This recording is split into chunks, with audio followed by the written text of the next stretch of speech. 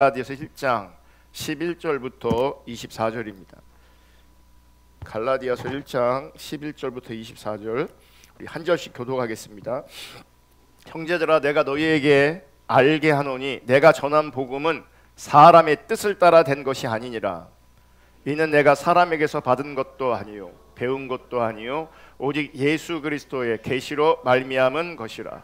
내가 이전에 유대교에 있을 때에 행한 일을 너희가 들었거니와 하나님의 교회를 심히 박해하여 멸하고 내가 내 동족 중 여러 영갑자보다 유대교를 지나치게 믿어 내 조상의 전통에 대하여 더욱 열심히 있었으나 그러나 내 어머니의 태로부터 나를 택정하시고 그의 은혜로 나를 부르시니가 그의 아들을 이방에 전하기 위하여 그를 내 속에 나타내시기를 기뻐하셨을 때에 내가 곧 혈육과 의논하지 아니하고 또 나보다 먼저 사도된 자들을 만나려고 예루살렘으로 가지 아니하고 아라비아로 갔다가 다시 다메섹으로 돌아갔노라.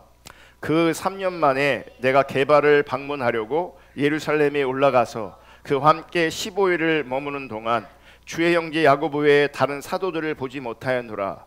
보라, 내가 너희에게 쓰는 것은 하나님 앞에서 거짓말이 아니로다. 그 후에 내가 수리아와 길리기아 지방에 이르렀으나 그리스도 안에 있는 유대의 교회들이 나를 얼굴로는 알지 못하고 다만 우리를 박해하던 자가 전에 멸하다던 그 믿음을 지금 전한다함을 듣고 나로 말미암아 하나님께 영광을 돌리니라. 아멘.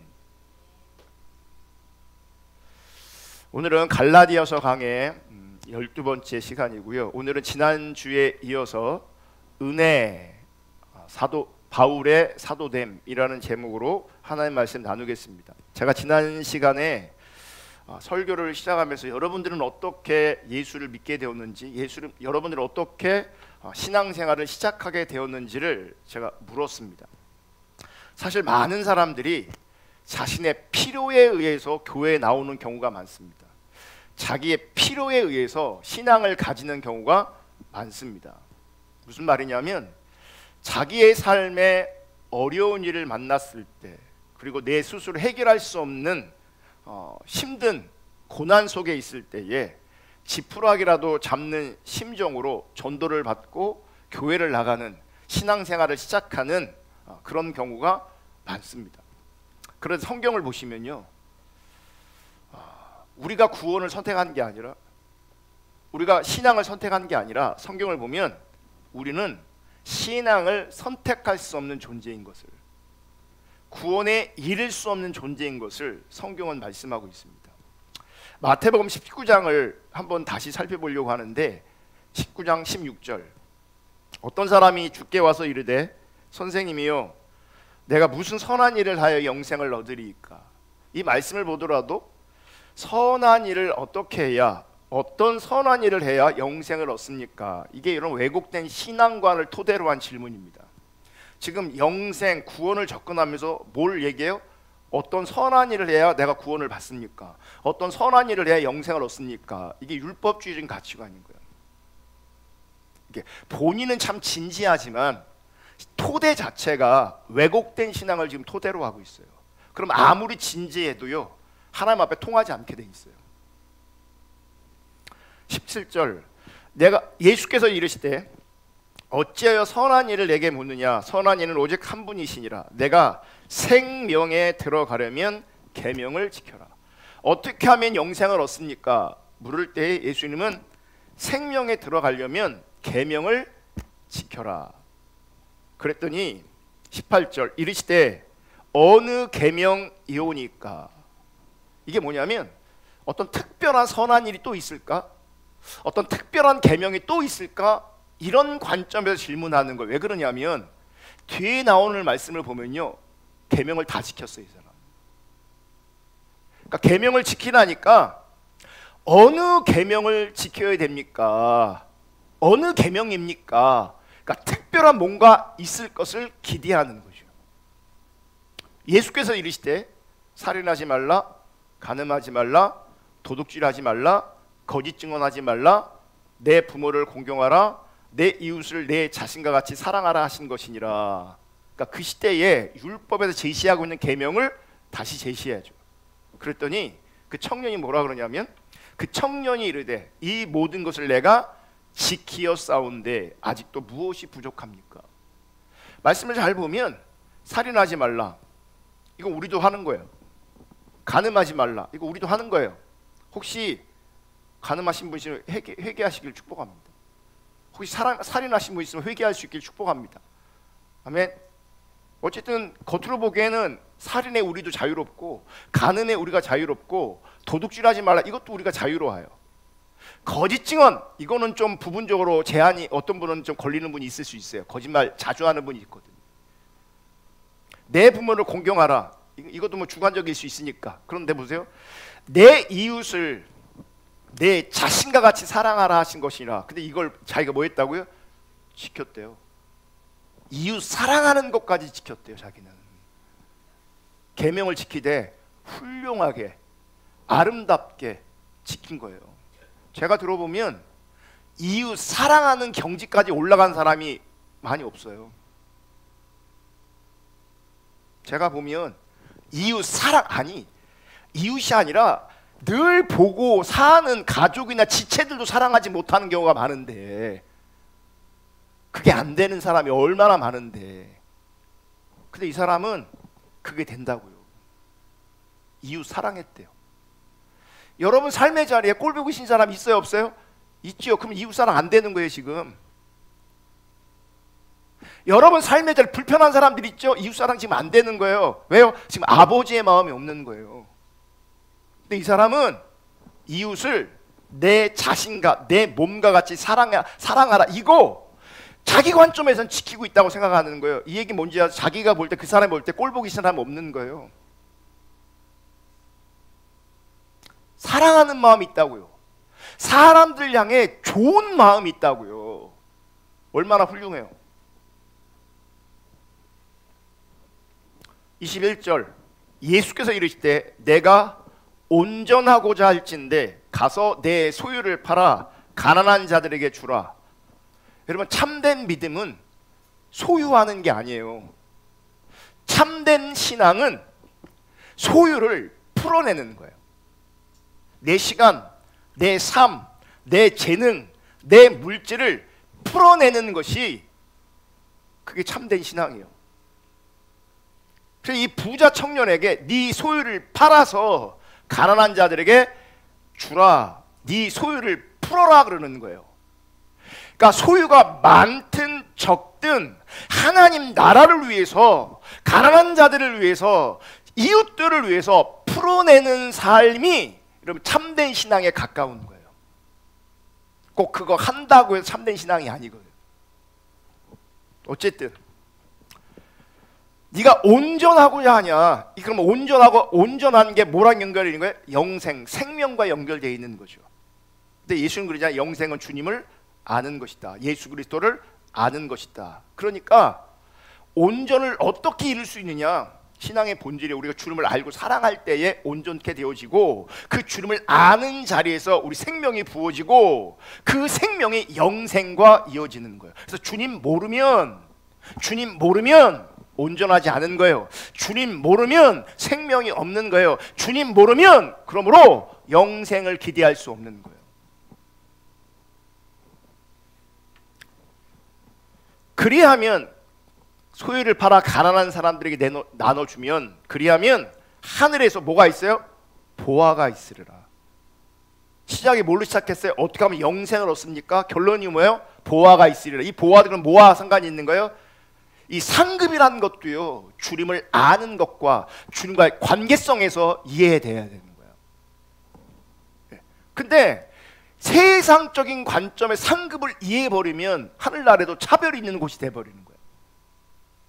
더 많이 가진 사람이 있는 거잖아요. 덜 가진 사람들이 있는 거잖아요. 근데 그 나라에서도요, 주님을 아는 것은 차이가 있을 수 있는 거죠.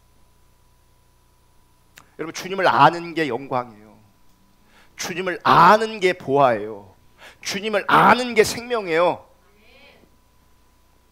그리하면 하늘에서 보화가 되게 있으리라. 그리고 와서 나를 따르라. 따르는 게, 이게 신앙의 본질인 거예요. 주님을 따라가는 거예요. 하나님을 나한테 끌어들이는 게 아니고, 신앙을 나한테 끌어들이는 게 아니고, 교회를 나에게 끌어들이는 게 아니고, 지체를 나에게 끌어들이는 게 아니라 주님을 따라가는 게 신앙의 본질이에요. 주님 따라가는 것. 아멘. 자, 영생에 관한 말씀 답을 주시는 거예요. 지금 생명에 관한 답을 주시는 거예요. 온전함에 대한 답을 주시는 거예요. 상급에 대한, 보화에 대한 답을 주시는 거예요. 근데 22절, 그 청년이 재물이 많음으로 이 말씀을 듣고 근심하며 가니라. 여기서 이제 진짜 내가 드러나는 거야. 영생을 어떻게 하면 얻을까 사모하고 갈망했었거든요. 근데 답을 줄 때에 근심하고 돌아가요. 그럼 어떤 모습이 그 사람의 진짜 모습이에요? 영생을 사모하는 모습이 진짜예요? 근심하고 돌아가는 모습이 진짜예요?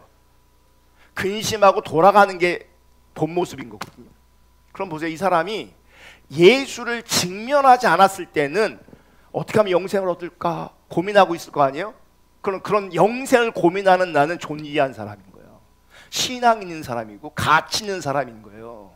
근데 결국은 그게 가짜라는 게 드러나 버려요. 지금 여러분들이 배워서 들어서 본질이 중요해 뭐 이딴 얘기 할 수 있거든요. 본질이 중요해 이딴 얘기 할 수 있다고요. 근데 어느 순간 네 소유를 다 팔고 가난한 사람들 나눠주고 나를 따라와. 그러면 근심하고 돌아갈 사람들이 많을 수 있어요. 남편 핑계대고 자식 핑계대고 상황 핑계대고 여러저런 핑계대면서 근심하며 돌아갈 거예요. 지금 생명이 달린 문제인데.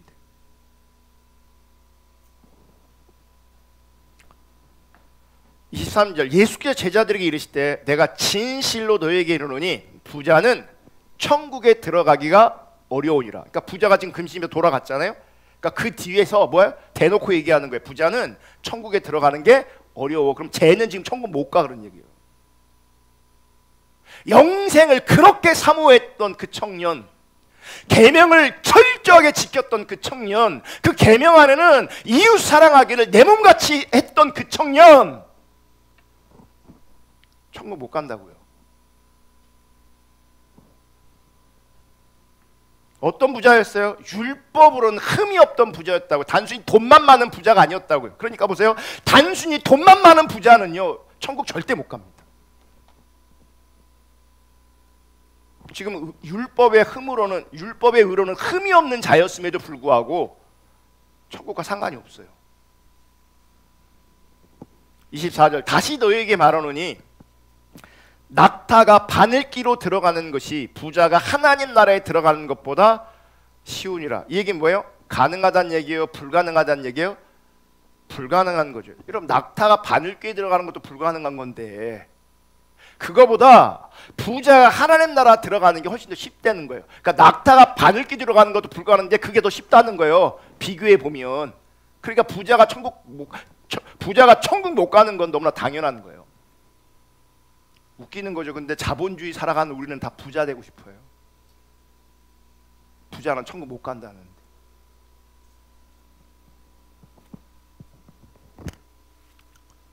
제자들이 듣고 몹시 놀라 이르되 그렇다면 누가 구원을 얻을 수 있으리이까?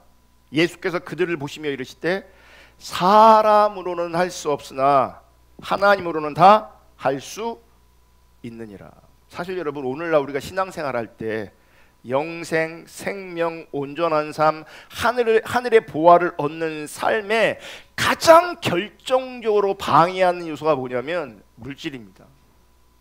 그렇게 영생을 원했고 생명을 원했고 온전한 삶을 원했고 하늘의 보화를 원했던 그 부자 청년이 결과론적으로는요 재물이라는 돈이라는 장애물을 넘어설 수 없었습니다.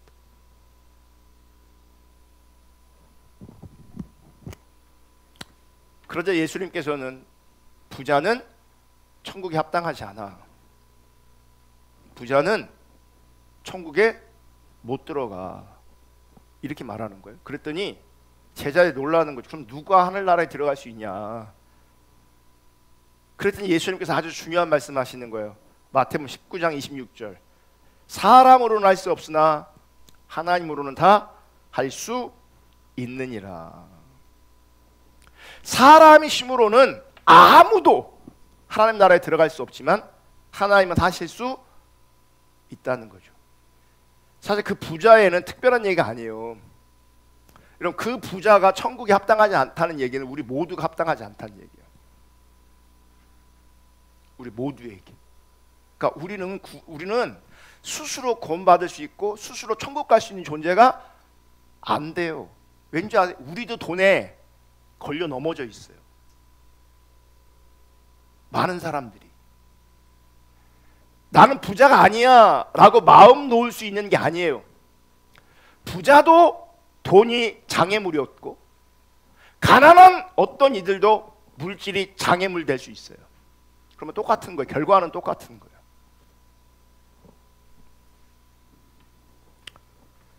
사람의 힘으로는 아무도 하나님 나라에 들어갈 수 없지만 하나님은 하실 수 있다. 오늘 우리는 하나님께서 어떻게 그 일을 하시는지 바울을 통해서 보려고 하는 겁니다. 여러분, 바울은 예수님 시대의 바리새인들처럼, 아니 그보다 더 바울은 율법으로는 흠이 없는 자였습니다. 아까 부자 청년도 율법으로는 흠이 없는 자였잖아요. 어쩌면 바울은 그 부자 청년보다도 더 율법으로는 흠이 없던 사람이었어요. 빌립보 3장 6절, 열심으로는 교회를 박해하고 율법의 의로는 흠이 없는 자라. 이거 여러분 대단한 거예요.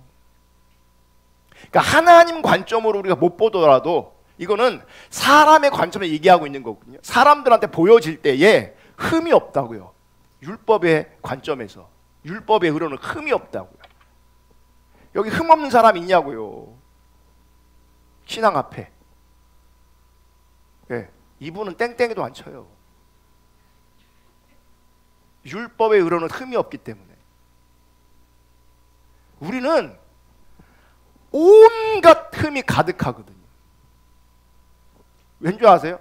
하나님 끌어들이지 않아도 제가 여러분을 봐도 흠이 많아요. 율법의 의 앞에 우리가 그렇게 의롭지 않아요. 근데 바울은 율법의 의 앞에 흠이 없던 자였어요. 그리고 하나님을 향한 열정이 있었어요.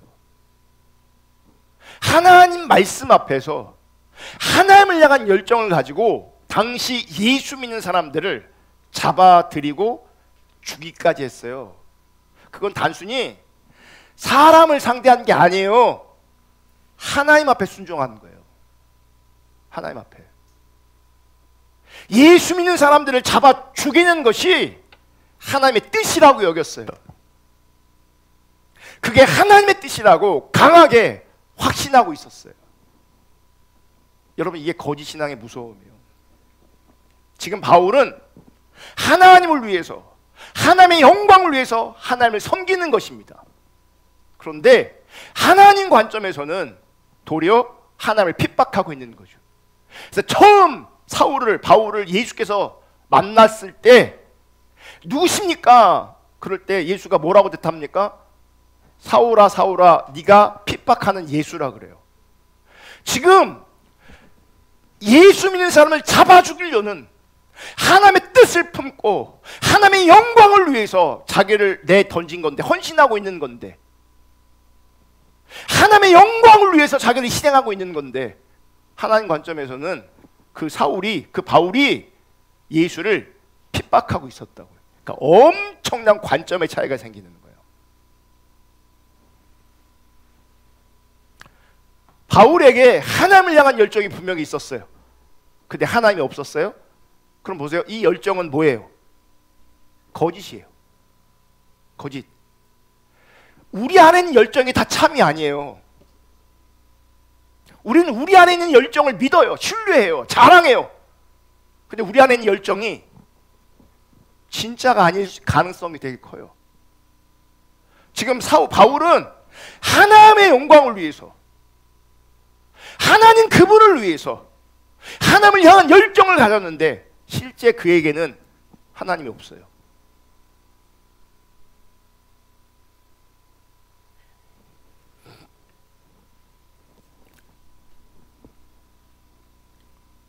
하나님 없는 하나님을 향한 열정이 하나님 잘 믿고 하나님 사랑하는 스데반을 도리어 죽이는 결과를 초래하는 거죠. 진짜 하나님 사랑하는 사람은 스데반인데 바울은 자기가 하나님 사랑한다고 생각해서 진짜 하나님 사랑하는 사람을 죽여버린다고.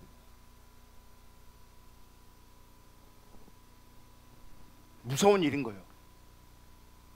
거짓 신앙이 얼마나 무서운지를 아셔야 돼요. 그분들이 가지고 있는 확신이 얼마나 큰지 몰라요. 이랬던 바울이 어떻게 예수를 믿게 되고 어떻게 참된 신앙을 가지게 되었는가? 그 이유가 오늘 본문 15절 16절에 나옵니다. 그러나 내 어머니의 태로부터 나를 택정하시고 그의 은혜로 나를 부르시니가 그의 아들을 이방에 전하기 위하여 그를 내 속에 나타내시기를 기뻐하셨을 때에 내가 곧 혈육과 의논하지 아니하고. 말씀에 보면 15절에 보면 내 어머니의 태로부터 뭐 하셨대요? 택정하셨대요. 에베소서에는 창세전에 택하셨다 이런 말씀이 나와요. 에베소 1장 4절. 곧 창세전에 그리스도 안에서 우리를 택하사 창세전에 선택하셨다. 어머니 태로부터 나를 선택하셨다. 어떻게 예수를 믿게 된 거냐? 택함을 받았다 이렇게 말하고 있는 거예요. 택함을 받았다. 이 얘기 뭐예요? 하나님이 나를 택하셨다. 이 얘기는 내가 택한 게 아니라는 거예요. 이게 뭐냐면 이게 사람으로는 할 수 없는 것이 여기에 해당되는 거예요. 그러니까 구원은 내가 선택하는 게 아니에요. 구원은 내가 시작하는 게 아니에요. 우리에게 시작할 수 있는 게 아니기 때문에 사람으로는 할 수 없다라고 하는 거예요. 택함을 받은 거예요. 지금 바울은 자신에게 일어날 수 없는 일이 내게 일어났다라고 고백하는 거예요. 사람으로 할 수 없는 그 일이, 즉 불가능한 그 일이 나에게 일어났다는 거예요. 이게 뭐냐면 나의 믿음과 구원이 내 믿음의 이 믿음의 원인이, 이 구원의 원인이 나에게 있지 않다는 거예요. 만약 나에게 있다면 사람으로 가능한 건데 사람으로 할 수 없는 거잖아요. 내가 선택한 게 아니라고요. 하나님이 선택하신 거라고요. 그러니까 불가능한 일이, 사람이 할 수 없는 그 일이 일어났다는 거죠. 어떻게 이런 일이 일어난 건가? 그걸 우리는 은혜라고 말하는 거예요. 그걸 성경은 은혜라고 말하는 거예요. 아멘. 계속해서 바울이 이렇게 얘기해요. 갈라디아서 1장 16절. 그의 아들을 이방에 전하기 위하여 그를 내 속에 나타내시기를 기뻐하셨을 때에 내가 곧 혈육과 의논하지 아니하고 전적인 은혜로 나를 부르시니가 그의 아들을 이방에 전하기 위해서 주 예수 그리스도를 바울 속에 나타내시는 것을 기뻐하셨대요. 예수 믿는 사람을 잡아 죽인 살인자에게 하나님의 아들을 나타내신 것을 하나님은 기뻐하셨대요. 여기서 이제 의문이 생길 수 있어요. 아니, 어머니 태로부터 작정하시고 선택하셨다면 태어나면서부터 바울에게 성령이 충만하게 하시고 착하게 바르게 살게 하시고 훌륭한 사람이 되고 사회에 좋은 영향력을 끼치는 사람이 되게 해서 예수 믿으라고 하는 것이 훨씬 효과적인 전도 방법이 아닌가. 근데 많은 사람들이 이런 생각을 가지고 있어요. 오늘날도 예수 믿는 사람이 세상에서 존경을 받는 사람이 되어서 선한 영향력을 가지고 전도해라, 그렇게 가르치는 교회가 많습니다. 그러면서 나오는 게 뭐예요? 성공하라는 거죠. 높아지라는 거죠. 그러면서 나오는 직업들이 이런 거예요. 의사, 판사, 정치인, 고위, 공무원, 그리고 돈으로 이제 섬겨야 되니까 이제 사업을 해야, 오너가 돼야 된다는 거죠. 그러면서 선한 영향력을 나타내라. 그런데 여러분 생각해 보세요. 우리가 살아가고 있는 자본주의 사회에서 제가 지금 말한 직업을 가지기 위해서 얼마나 많은 경쟁을 하게 되는가. 그럼 경쟁이 뭐예요? 내가 이기기 위해서는 남을 눌러야 되는 거예요.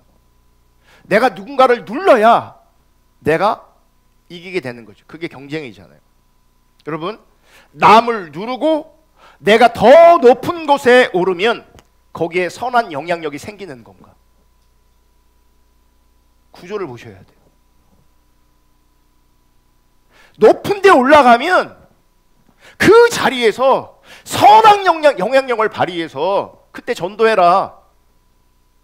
근데 구조적으로 그 자리에 올라가려면 수없는 경쟁에서 누군가를 짓밟아야 되는데, 누군가를 눌러야 내가 그 자리에 설 수 있는데, 남을 누르고 높은 곳에 올라가면 거기 선한 영향력이 생기는 건가?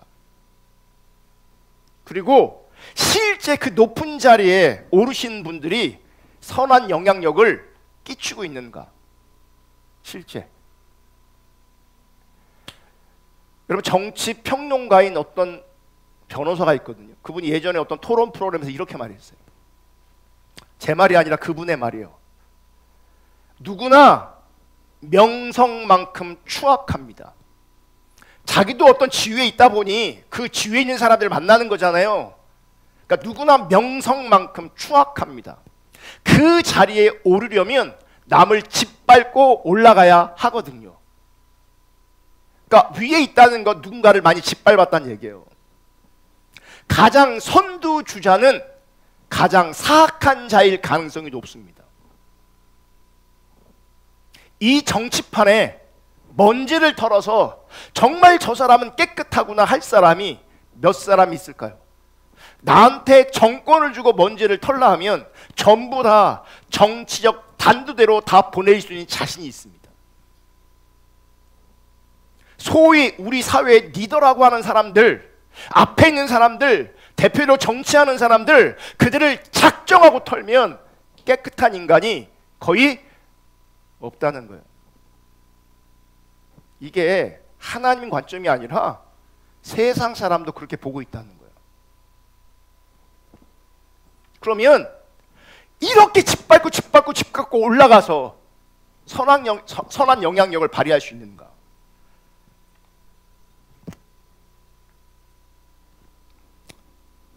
여러분, 아직도 많은 사람들은 높은 자리에 올라가서 선한 영향력을 끼치라고 하는 이런 이야기를 좋아합니다. 그런데 핵심은 선한 영향력을 말하지만 사실은 높아지고 싶은 욕망이 더 강한 거죠.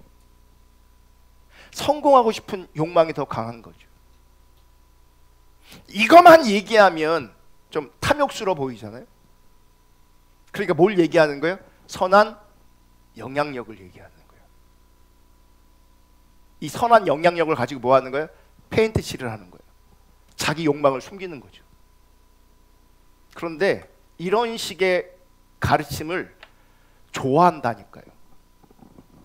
그래서 많은 교회에서 목사님들이 이렇게 성공했다고 하는 사람들을 얘기를 수집합니다. 그래서 그거를 설교 시간에 가르칩니다. 이런 사람이 있는데 성공했다. 이 성공한 사람이 이런 일을 한다. 하나님을 잘 섬기면 자식들이 이렇게 복을 받는다. 그러면 부모들이 어떻게 해요? 자기 자식이 선한 영향력을 발휘하는 사람으로 자라길 원하는 게 아니라 사실은 뭐예요? 여기엔 탐심으로 감추고 내 자식이 잘 되고 성공하고 높아지길 원하는 거죠. 이런 간증들을 하면서 특별 새벽 기도를 하죠. 어린애들까지 다 깨워서 강단 위에 세웁니다. 아이들한테 1등이 되라, 최고가 되라, 선한 영향력을 끼쳐라, 그렇게 가르쳐요. 사실 저와 여러분도 우리 자녀들이 좋은 대학에 들어가고 좋은 직장 가길 원하는 게 사실이잖아요. 저도 마찬가지라고요. 우리 대전 포도나무교에 속한 우리 자녀들이, 다음 세대들이 좋은 대학 가고 좋은 직장 가는 거 그렇게 잘 되면 좋겠어요. 사실 잘 되는 것 자체가 잘못된 건 아니잖아요. 그런데 문제는 이렇게 잘 되는 것이 우리만 좋아하는 게 아니라 세상 모든 사람들이 다 좋아하는 거라는 거예요. 그렇다면 우리가 좋아하는 것과 세상 사람들이 좋아지는 것이 정확하게 같은 게 되는 거죠. 그러면 세상 사람들과 우리는 뭐가 다른 거예요? 그들이 추구하는 걸 우리가 추구하고, 그들이 좋아하는 걸 우리가 좋아하고, 그들이 기뻐하는 걸 우리가 기뻐하고, 그들이 만족하는 걸 내가 만족하고, 그들이 행복해하는 걸 나도 똑같이 행복하고 있다면, 행복하려고 한다면 그들과 우리는 뭐가 다른 거냐?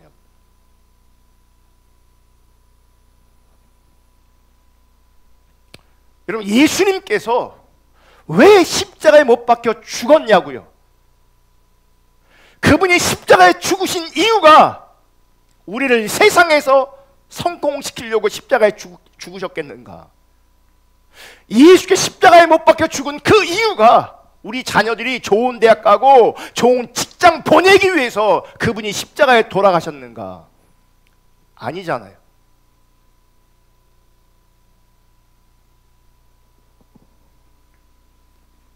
세상의 행사들이 악하기에 이 악한 세상에서 우리를 구원하기 위해서 예수님이 십자가에 죽으시는 거잖아요. 아멘. 여러분, 우리가 살아가는 세상은 타락한 세상이고요. 그래서 이 타락한 세상에는 복잡한 일이 많고 이해되지 않는 일도 많아요. 이미 온 하나님 나라와 아직 안 온 하나님 나라에 이 긴장성이 있어요. 그래서 이 땅에는 이해할 수 없는 일들이 있어요. 여러분, 지난주에 정말 슬픈 소식이 있었어요. 아파트 3층에 불이 났거든요. 4층에 젊은 부부가 살았어요. 그 남편이 약사였대요. 아래층에서 불이 나니까 살아야 되잖아요. 그 젊은 부부가 아이가 둘씩 있었는데 엄마가 한 아이 안고 아빠가 한 아이 안고 살려고 그 4층에서 뛰어내렸어요.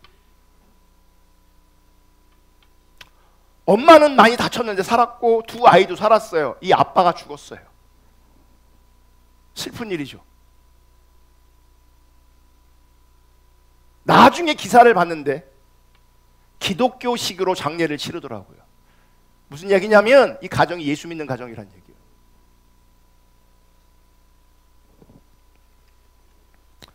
적어도 이 상황에서 우리가 목도하는 바는 불이 났어요.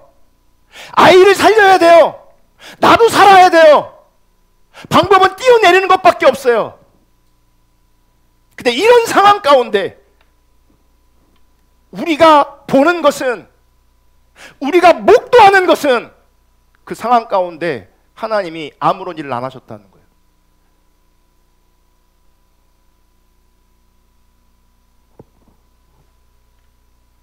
어떤 사람들이 이런 상황 속에서 하나님 원망하기도 합니다.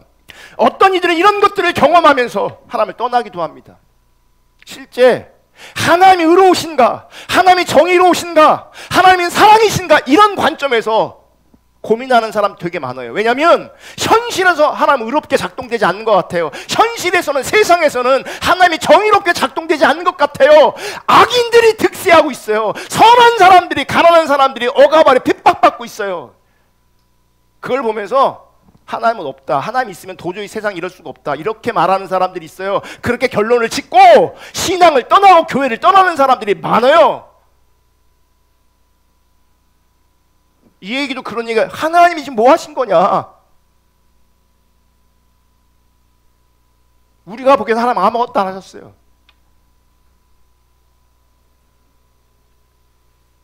몇 달 전에는 새벽 기도를 마치고 교회 앞 횡단보도를 서 있다가 파란불로 신호가 바뀌어서 이 횡단보도를 건너가다가 교통사고가 나서 3명이 직사했어요. 기도를 마치고 집에 돌아가는 자리에서. 여기서 하나님 무슨 일을 하신 겁니까?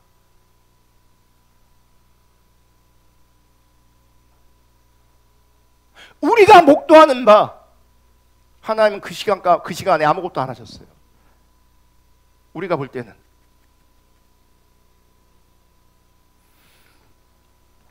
여러분, 세상에는 우리가 설명하지 못하고 혹은 이해할 수 없는 많은 일들이 있어요. 그럼에도 불구하고 하나님 살아계세요.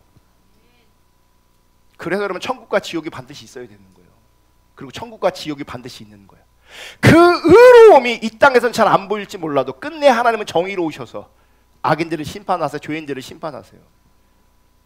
아멘. 이 땅에서 이런저런 이유로 이해할 수 없는 일을 당할지라도, 이해할 수 없는 죽음을 당할지라도 그 사람이 예수 믿는 사람이라면 그 사람은 죽음 이후에 천국에서 하나님 나라에 예수님 품에 안겨 있을 거라고.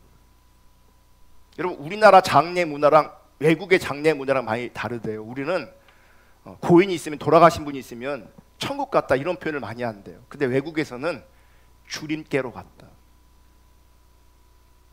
주님께로 갔다 이렇게 표현한대요.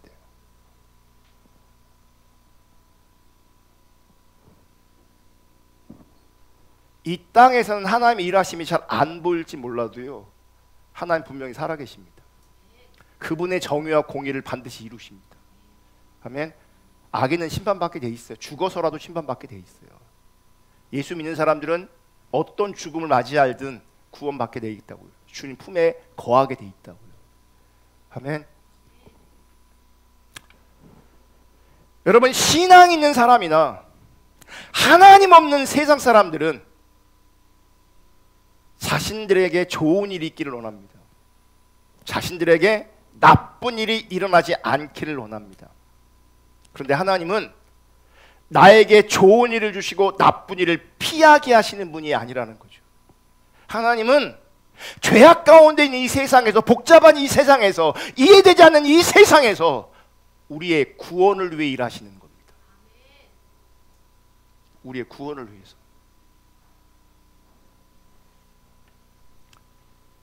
다시 바울을 보겠는데, 지금 바울은 하나님께서 모태로부터 창세전에 택한 자인데 왜 이렇게 예수 믿는 사람들을 잡아 죽이는 살인까지 하도록 내버려 두셨다가 나중에 불러서 자신의 증인으로 삼으시느냐, 이 말이죠.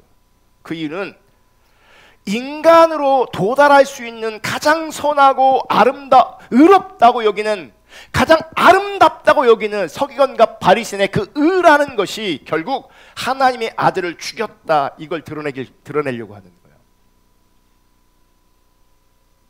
다시요. 인간으로 도달할 수 있는 가장 선하고 의롭고 아름답다고 여겨지는 서기관과 바리새인의 그 의라는 것이 결국 하나님의 아들을 죽였다. 하나님 없는 거짓된 열정이 하나님의 아들 예수를 죽였다는 거죠. 그러므로 예수님 시대의 바리새인이, 서기관들이 자신들은 의롭다 여겼고 예수를 의롭지 않다고 여겼어요. 즉 예수는 불의하다고 여겼어요. 그래서 그들을 볼 때 그들은 불의한 예수, 의롭지 않은 예수를 죽여버린 거예요. 그런데 하나님 관점에서는 결국 바리새인들과 서기관의 그 의는 사실 의가 아니라 하나님의 아들을 죽이는 불의, 즉 악이 되었다는 거죠. 다시 한번 말씀드리면 이게 거짓 신앙의 무서움이에요. 자기들은 의로운 자리에서 불의한 예수를 죽였지만 이 일을 통해서 뭘 드러내는 줄 알아요? 그들이 악했다, 그들이 불의했다라는 걸 드러내는 거예요. 근데 이 악이 어떻게 포장되어 있어요? 그 시대에 가장 가치 있고 가장 의롭고 가장 아름답게 포장되어 있다고요. 근데 그게 뭐예요? 악이라고요. 그게 불이라고요. 우리는 바리새인들이, 서기관들이 외식하는 자들이다, 그러니 그들은 당연히 악한 놈들이다, 이렇게 단순하게 생각할 수 있어요. 그래서 우리는 바리새인들, 서기관들, 성경에 나오는 많은 악인들을 단순하게 악마합니다. 그 얘기 뭔지 나는 아니라는 거예요. 나는 그들과 같지 않다라고 하는 거예요. 이런 관점이 틀렸어요. 우리는요, 그분들보다 더 못할 수 있다는 걸 기억하셔야 돼요. 그러니까 율법의 의로는 흠이 없는데도 악하다면 율법으로 흠이 많은 우리는 사실은 더 악한 거예요. 근데 우리는 성경에 의도하는 바를 잘 못 보니까 성경이 외식하는 자들, 외식하는 화있을진저 화있을저 이렇게 얘기하니까 이 사람들은 악마하고 이 사람들은 나쁜 사람들이고 나는 그렇지 않다고 빠져나오려고 하는 경향성이 있어요. 이 외식한다는 말은 우리의 관점 외식이 아니에요. 하나님 보실 때 외식인 거예요. 실제 그들의 삶의 자리에서, 그들 사회에서, 그들 공동체에서 외적으로 그들은 존경받는 사람들이에요. 의로운 사람들이에요.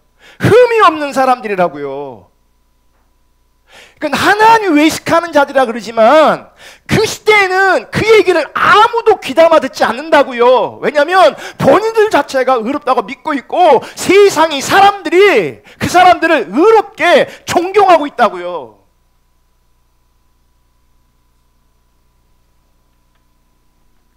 율법을 향한 열정과 하나님을 향한 열정이 그들 가운데 있다고요.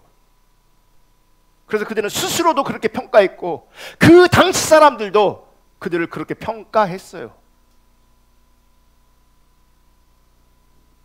이게 무서운 거라니까요. 우리 시대의 목사님들이 다 인자하게 할렐루야 사랑하는 성도 여러분 이럴 수 있잖아요. 그게 다 악일 수 있다고요. 그게 다 불의일 수 있다고요. 우리가 생각하는 그 불의가, 우리가 생각하는 그 악이 우리가 생각하는 것처럼 드러나지 않는다고요. 가장 아름답게, 가장 가치 있게 율법에 흐르는 흠이 없는 모습으로 드러나고 있다고요. 아시겠어요? 그러니까 하나님의 관점을 못 보면 같이 거짓 신앙에 휘말리게 되는 거예요. 소경이 소경을 인도하게 돼 있고 예수님 말씀을 인용하면 이 종교 지도자들이 천국 문을 막고 있어요. 자기도 못 들어가고 다른 사람도 못 들어가게 하고 있어요. 그들이 열심히 전도해서 배나 지옥 자신 맞는다고 예수님 그분이 직접 말씀하셨어요. 근데 그 모습이 현실은 어떻게 드러나냐? 거룩, 거룩, 거룩 이렇게 드러나는 거라고요.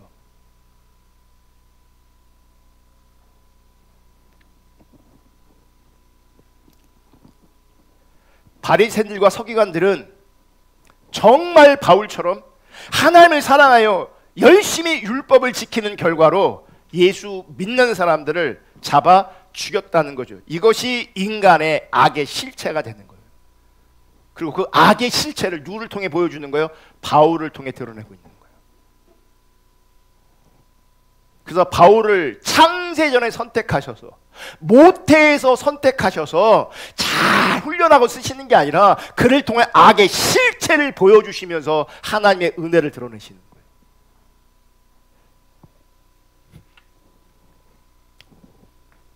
디모데전서 1장 12절 17절 다시 보겠습니다. 또 다른 이유가 있는데 왜 예수 믿는 사람들을 잡아 죽이기까지 하는 그 살인까지 하도록 내버려 두셨다가 나중에 불러서 자신의 예수 그리스도의 증인으로 삼으셨는가? 디모데전서 1장 12절 17절 나를 능하게 하신 그리스도 예수 우리 주께 내가 감사함은 내가 나를 충성되이 여겨 내게 직분을 맡기심이니 내가 전에는 비방자여 박해자여 폭행자였으나 이게 뭐예요? 예수를 알기 전과 후가 달라진 거죠. 봐요. 예수를 아니 자기가 보인 거죠. 옛날에 자기는 뭐였다고요? 비방자요, 박해자요, 폭행. 근데 그 전에 자기를 어떻게 인식했어요? 하나님을 향한 열정으로 하나님 사랑하고 율법에 이르는 흠이 없는 자로 인식했는데 주님 만나니까 어떻게 되는 거예요? 비방자, 박행자, 폭행자로 인식이 달라진 거예요. 누구에 대한 인식이? 자기에 대한 인식이.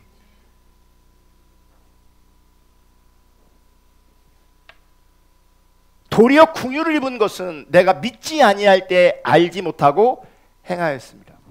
알았다고 했거든요. 자기는 아니까 헌신한 거잖아요. 근데 나중에 보니 자기가 무지했던 거죠. 몰랐던 거죠. 14절 우리 주의 은혜가 그리스도 예수 안에 있는 믿음과 사랑과 함께 넘치도록 풍성하였도다.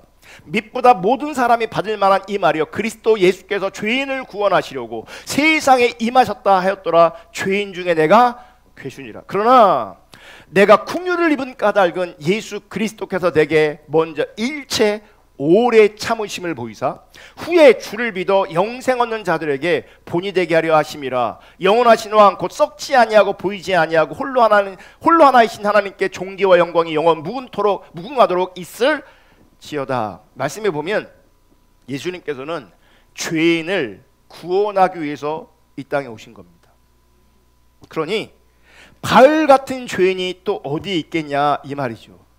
예수 믿는 사람을 잡아 죽인 그런 죄인도 예수 그리스도의 은혜는 풍성하다라고 하는 것을 보여주는 거예요. 그러니까 예수 믿는 사람까지 잡아 죽인 그 바울도 뭐 한 거예요? 예수님께서 오래 기다리시고 참으시고 품으셔서 그를 구원하시고 그를 세우신 거죠. 그만큼 예수 그리스도의 은혜는 풍성하다 그러는 거죠. 그러면서 바울이 긍휼을 입은 까닭을 뭐라고 설명하냐면 1장 16절 다 같이 있습니다. 시작. 그러나 내가 긍휼을 입은 까닭은 예수 그리스도께서 내게 먼저 일체 오래 참으심을 보이사 후에 주를 믿어 영생 얻는 자들에게 본이 되게 하려 하심이라.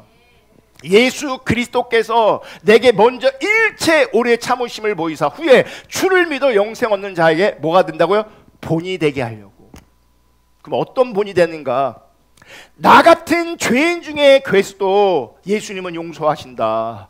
나같이 죄인 중에 괴수도 예수님은 사랑하신다. 이것이 하나님의 영광이다 이렇게 말하는 거예요.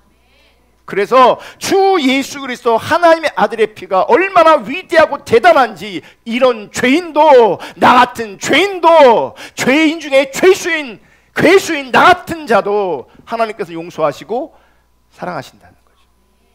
그래서 17절 영원하신 왕 곧 썩지 아니하고 보이지 아니하고 홀로 하나이신 하나님께 존귀와 영광이 영원 무궁토록 있을지어다. 나 같은 죄인을 살리신 그분 때문에 그분의 그 은혜와 사랑이 뭐야? 높임을 받으시는 거죠. 존귀와 영광이 영원 무궁하도록 있을지어다. 이런 하나님의 영광이 오늘 본문 23절 24절 똑같이 나와요. 갈라디아서 1장 23절 다만 우리를 박해하던 자가 전에 멸하라던 그 믿음을 지금 전한다음을 듣고 옛날에는 뭐예요? 핍박하고 박했는데 멸하려고 했는데 지금은 그 믿음을 전하고 있어요. 24절 나로 말미암아 하나님께 영광을 돌리라. 나 같은 사람들을 통해서 하나님께서 영광을 받으시는 거예요. 죄인이 진짜 의인 되었고 박해자가 핍박자가 예수를 전하는 사람이 되었어요. 이게 뭐예요? 하나님께 영광이 된다는 거죠. 아멘. 왜냐하면 그 일은 인간에게 나온 게 아니에요. 하나님 그분이 하신 일인 거예요. 그래서 하나님이 영광을 받으시는 거예요. 아멘. 이렇게 십자가가 예수 그리스도의 그 십자가의 능력이 이렇게 사람을 바꾸어 놓는 겁니다. 그럼 오늘날 그 십자가의 능력이 어떻게 우리 가운데 비춰질까? 여러분 오늘날 하나님은 하나님의 말씀과 성령을 인하여서 십자가를 비추어 우리 인간을 바꾸어 놓으시는 겁니다. 여러분 내가 변하고 싶으신가요? 하나님의 말씀과 성령으로 십자가가 우리 가운데 비춰져야 돼요. 그럼 우리가 변해요. 바울이 변한 것처럼. 이게 굉장히 단순한 말인데 이게 안 돼서 우리가 안 변하는 거예요. 하나님의 말씀과 성령으로 뭐가 비춰져요? 십자가가 비춰져야 인간이 바꾸어진다고요. 아멘. 그래서 믿음은 들음에서 나요. 들음은 그리스도의 말씀으로 말미암은 것이에요. 그러니까 우리가 뭘 들어야 돼요? 하나님의 말씀을 들어야 돼요. 거기 성령이 역사하셔야 되는 거죠. 근데 문제는 우리가 교회로 모여서 하나님의 말씀을 듣기로 하는데 그리스도의 말씀 복음을 전하는 것이 아니라 교회의 성장 지상주의를 듣고 하나님 잘 섬기며 복 받는다, 세상에 복을 받는다, 뭐 그런 이야기를 듣고 있으면 아무리 많이 들어도 믿음이 생기지 않는 거죠. 믿음이 생기지 않으니 그 사람에게 참다운 변화가 일어나지 않는 거. 그래서 세상이 좋아하는 거 나도 좋아하고 세상이 추구하는 거 나도 추구하고 세상이 기뻐하는 거 나도 기뻐. 똑같이 변화가 없는 거예요. 안 변하는 거예요. 우리는 그것을 다른 복음이라고 말하고 우린 그것을 종교라고 말하는 거죠. 복음을 듣는다고 자동으로 믿음이 생기는 게 아니에요. 왜 그런가? 전하는 자나 듣는 자의 능력이 아니라 주를 택한 백성들에게 성령께서 복음을 들을 귀를 열어주셔야 되는 거예요. 그러니까 사람으로 말미암는 게 아닌 거예요. 그러니까 저는 그냥 전하기만 해야 되는 거고요, 여러분들은 들어야 되는 거예요. 아멘. 그럼에도 불구하고 사람에게 말미암은 것이 아닌 게 뭐냐면, 내가 아무리 전해도 못 듣고요, 아무리 들으려고 해도 안 들릴 수 있어요. 왜요? 성령이 듣게 하지 않으시면. 성령이 하나님의 말씀을 듣게 하셔야 돼요. 성령이 십자가를 우리에게 조명하셔야 돼요. 아멘. 그러면 우리 삶에 놀라운 변화가 있어요. 여러분, 오늘 여기 모인 여러분들의 삶이 다 다릅니다. 그리고 삶의 모양도 다 다릅니다. 여러분의 삶이 하나님께서 어떻게 간섭하셔서 여기까지 오셨는지 저는 구체적으로 잘 모릅니다. 하지만 분명한 것은 죄인 중에 괴수이며 교만에 탁월한 내가, 전적으로 자기 중심적인 내가 하나님의 은혜가 있었기 때문에 이 자리에 있는 겁니다. 여러분, 여러분이 대전 포도나무교회 선택한 게 아니에요. 하나님의 은혜라고요. 내가 참된 신앙을 선택한 게 아니에요. 하나님의 은혜였어요. 무슨 얘기냐? 사람으로는 할 수 없는 그 일이, 절대로 불가능한 그 일이 우리에게 임한 거예요. 아멘. 그 은혜를 보셔야 우리가 변한다고요. 우리가 신앙생활 하다 보면 여전히 나에게 실망하는 일이 있어요. 또 교회 생활 하다 보면 다른 사람에게 실망하는 일이 분명히 생겨요. 그럼에도 불구하고 우리 모두는 죄인이기에 하나님의 은혜 때문에 개인이든 서로든 이만한 거예요. 하나님의 은혜 때문에. 나에게 하나님의 은혜가 거쳐 있다면, 우리에게 하나님의 은혜가 거쳐 있다면 우리는요 정말 같이 할 수 없는 우리 악함이 더 드러날 겁니다. 어떻게 저 사람 저럴 수 있어? 은혜가 함께하니까 그 정도라니까요. 은혜가 함께하지 않았으면 더 비참했을 거라고요. 그 사람이, 그 인생이.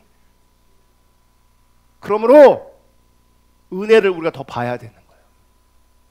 은혜가 우리를 더 압도해야 되는 거죠. 사람이 할 수 없는 일, 절대로 불가능한 그 일이 우리 가운데 이루어지고 있음을 볼 수 있기를 주님의 이름으로 축복합니다. 그래서 우리는 전적인 하나님의 은혜만을 찬양하고 예배해야 합니다. 여러분, 정말 제가 몇 달 전인데 기도하다가 그런 감동이 있어갖고 제가 나눴어요. 기도할 때, 기도 제목 나눌 때. 주일 날 예배였어요. 내 수고와 노력으로 행복할 수 있다라고 생각하는 것이 교만이라. 들을 끼 있는 자들이 듣는 거거든요. 성령님이 그것을 듣게 하셔야 되는데 아직도 많은 사람들이 스스로의 노력으로 그 행복을 가지려고 해요. 소유하려고 해요. 스스로의 노력으로. 여러분, 정말 행복하고 싶으냐, 정말 행복하려면 은혜를 보셔야 돼요. 그 은혜가 발견될 수 있기를 주님의 이름으로 축복합니다. 그래서 그 은혜 앞에서 주님이 하셨군요, 모든 것이 당신의 은혜이고 그러므로 당신이 예배받기에 홀로 합당하십니다, 그렇게 예배할 수 있기를 주님의 이름으로 축복합니다. 아멘. 우리 찬양하고 기도하겠습니다.